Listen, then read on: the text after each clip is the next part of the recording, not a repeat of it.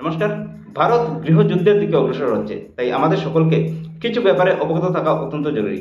তাই এই ভিডিওতে পুরো তথ্য এবং প্রমাণ সহ জিওপলিটিক্যাল অ্যাঙ্গেল থেকে অ্যানালাইসিস করবো যে ভারতে এখন কি হচ্ছে এবং ভবিষ্যতে ভারতে কি হওয়ার আশঙ্কা আছে। সম্প্রতি আমরা দেখলাম নিট পেপার লিক নিয়ে কিভাবে ভারতে আন্দোলন হলো এবং ভারতের শিক্ষামন্ত্রীর পদত্যাগ হলো। এবার একই পরিকল্পনা চলছে E20 পেট্রোল নিয়ে। এই ভিডিওতে প্রথমে আমি কিছু রেফারেন্স দেখাবো, তারপরে ভিডিওর বিশ্লেষণে যাব। দেখেন আপনাদের স্ক্রিনে দ্য প্রিন্ট ম্যাগাজিনের একটা আর্টিকেল দেওয়া। কি লেখা? We won't make same mistake with India, we did with China, so you beat us commercial things. এটা কে বলছেন? এটা বলছেন ইউএস ডেপুটি সেক্রেটারি। অর্থাৎ আজকে থেকে 20-25 বছর আগে আমেরিকার কাছে এরকম একটা গোল্ডেন অপরচুনিটি ছিল, যে অপরচুনিটি যদি আমেরিকা ওই সময় ইউজ করতো তাহলে আজকে চায়না এত ডেভেলপ হতো না, এত ইকোনমি এত গ্রো হতে পারতো না।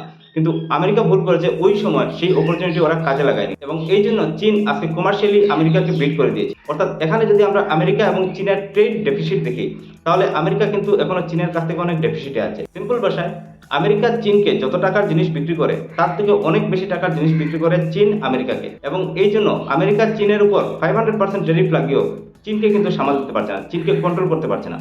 এবং একই ভুল কিন্তু চায়না ইন্ডিয়ার সাথে করবে না, এটা ওপেন আমেরিকার ডেপুটি সেক্রেটারি ইন্ডিয়াকে থ্রেটেনিং দিয়েছে।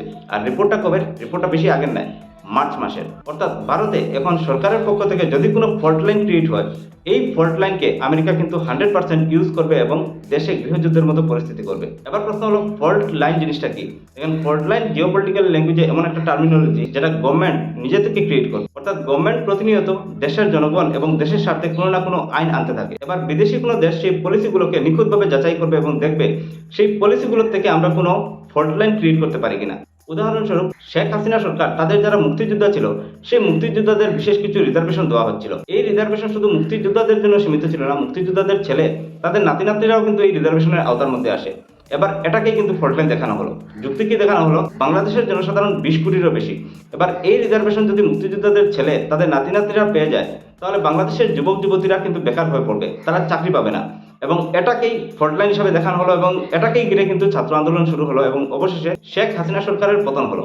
এবার একটা জিনিস ভেবে দেখুন, এই যে ফল্ট লাইন যদি শেখ হাসিনা সরকার আগে থেকে আইডেন্টিফাই করতে পারতো, যদি বুঝতে পারতো এবং পাবলিকের স্বার্থে যদি অ্যানাউন্স করা হতো যে দেখুন আমরা মুক্তিযোদ্ধাদের তো সম্মান দিয়েছি, তাদের ছেলেমেয়েদেরও আমরা চাকরি দিয়েছি, রিজার্ভেশন দিয়েছি, কিন্তু বর্তমান পরিস্থিতি দেখে আমরা এটা আর করতে পারছি না, এটা আর বহাল করতে পারছি না, বাংলাদেশের মুক্তিযোদ্ধাদের নাতি নাতিরা কোনো এই ফেসিলিটি পাবে না, তার থেকে বরং আমরা মেধা যাচাই করব এবং মেরিট লিস্টের উপর ডিপেন্ড করে এখন থেকে সরকারি সব চাকরি হবে, তাহলে বাংলাদেশের শেখ হাসিনা সরকারের কিন্তু পতন এখনো হতো না। এবার একই জিনিস চলছে কিন্তু ভারতের ক্ষেত্রে। ভারতে একের পর এক পলিসি আসছে, এনআরসি, সিটিজেনশিপ বিল, SIR, বিভিন্ন জিনিস আসছে, কিন্তু এইগুলো সব নাগরিকের স্বার্থে। এইগুলোকে ফল্ট লাইন হিসাবে দেখানো যাবে না এবং এগুলোকে দিয়ে আন্দোলনও করা যাবে না, কারণ এগুলো আসলে আলটিমেটলি ভারতের নাগরিকদেরই কিন্তু লাভ।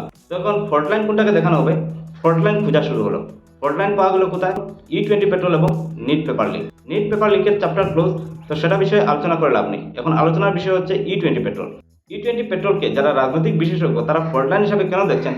কারণ E20 পেট্রোলের মাধ্যমে বিভিন্ন মানুষের একটা সমস্যা হচ্ছে, এরকম বিভিন্ন রিপোর্ট আমরা সোশ্যাল মিডিয়াতে দেখতে পাচ্ছি।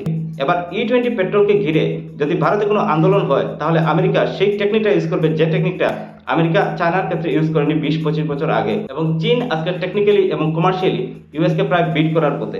এবার আমেরিকার CIA অর্থাৎ তাদের যে গোয়েন্দা সংস্থা, তারা ভারতে যদি E20 পেট্রোল নিয়ে কোনো আন্দোলন হয়, সেই আন্দোলনে কিন্তু ঘি ঢালার কাজ অবশ্যই করবে। কারণ ভারতের ইকোনমি কিন্তু আজকে ডেভেলপিং। এই ইকোনমিকে যদি আমরা বড়সড় একটা ধাক্কা না দিই, নাহলে এই ইকোনমি আগামী দিনে চীনের ইকোনমির মতো হয়ে দাঁড়াবে এবং যে ইকোনমিকে বিট করা আর পসিবল হবে না। অথবা ভারত সরকারকে এরকম ফল্ট লাইন যেগুলো আছে সেই ফল্ট লাইনের দিকে বিশেষভাবে ধ্যান দিতে হবে এবং সেই ফল্টগুলোর গ্যাপ মিনিমাইজ করতে হবে, যাতে বিদেশি কোনো শক্তি সেই ফল্ট লাইন ইউজ করতে না পারে এবং ভারতকে ধ্বংস না করতে পারে।